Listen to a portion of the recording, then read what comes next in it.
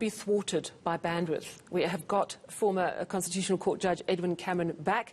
He's on a telephone line. Of course, he is the inspecting judge with the Judicial Inspectorate for Correctional Services. Judge, good evening once again. Let's hope we have better luck this time. So I was explaining that complaints of excessive force have almost doubled in the past year compared to the previous year. So why do you think that there's been a 94% increase in these complaints? And this is for the period from March 2020 up to April this year. Yes, Sally, thank you so much, and good evening to you and your listeners. And I agree, we will not be thwarted by technology. Sally, let me first say that those are the 694 instances reported over a year, which are deeply troubling in the increase, are only those that are officially reported to us by Department of Correctional Services officials. So we get many complaints from incarcerated persons about violence meted out on them. The statute requires the department to report every instance of the use of force to us. We believe there's an underreporting because the reporting system has been dysfunctional for so long. We have been trying to get onto a better platform, but we still think that those reports that you mentioned are underreporting. But Sally, you ask a very good question, and it goes to the heart of our error in our prison system. We've got a crime problem, but we've also got a prisons problem, and the two are not matching. They're not meeting each other. Our crime problem can't be solved by sending people to prison for long times, for locking up. We now have 17,000 people serving life sentences, Sally. When we became a democracy at the end of 1994, there were 400.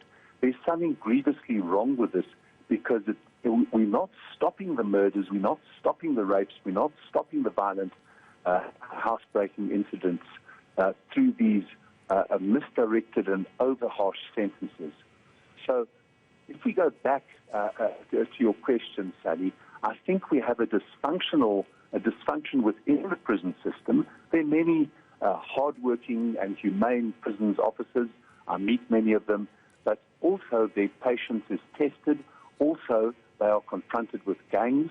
Also, there's terrible overcrowding. At the moment, we've got a one-quarter overcrowding. Our prisons are built for about 110,000. Instead, we have 140,000 people in our prisons at the moment. So it's accumulation of problems together with disintegrating infrastructure. The Department of Public Works is not stepping up to the plate. So it's a whole host of problems. But the real point is that we should be worried because our prisons are not serving as the correctional facilities that our statute set out to create. Yeah, so it's interesting that you say that this is an accumulation of problems, infrastructure being one of them. I mean, we're seeing that across the country, problems around infrastructure and systems not being maintained. I want to ask you a question about COVID vaccinations. You have written about how you would support COVID vaccinations for the entire prison population. Of course, those over 60, both guards and inmates, are getting the COVID jab along with everyone else who's over 60. Many people hearing that would go, why on earth would we do that with criminals? And I just want you to tell me what you would say to someone who has that approach about not wanting to vaccinate prisoners probably at all. I would say you're asking a good question because it is counterintuitive. These are people who've been violent, some of them who've defrauded people, who've broken the bonds of society. Why should they join the queue ahead of the rest of the population? President Ramaphosa announced in January that in phase 2, everyone in what the epidemiologists call congregate settings, including prisons, would get vaccinated before the rest of the population. So it's a good question, Sally, but there's very powerful reasons for it. The first is that we don't sentence people to death in our country anymore. We don't sentence them to contamination. We don't sentence them to infection. We don't sentence them to illness. We sentence them to prison.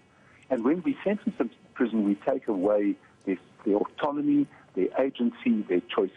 The people inside, the incarcerated persons, can't buy extra masks or get extra sanitizer or say, I'm going to socially distance for the duration of the epidemic.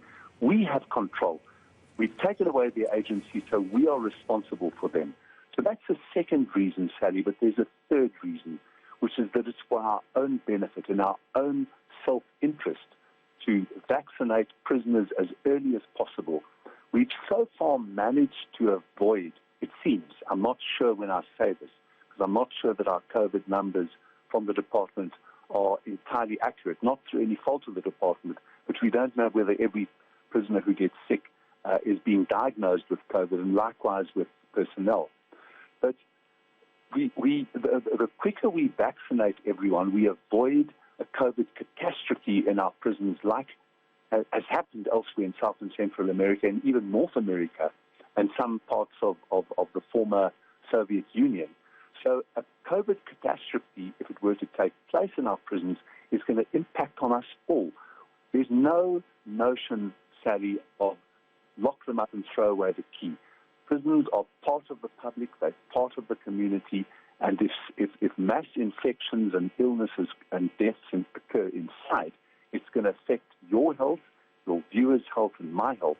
So the sooner we get all people in congregate settings, old age homes, hostels, places of safety, and prisons, the sooner we get all of those people vaccinated, the better for all of us. Absolutely. Just because they're in prison doesn't mean they're not still part of our society. Justice Edwin Cameron, wish we had more time. Thank you so much. Of course, he is the inspecting judge with the Judicial Inspectorate for Correctional Services.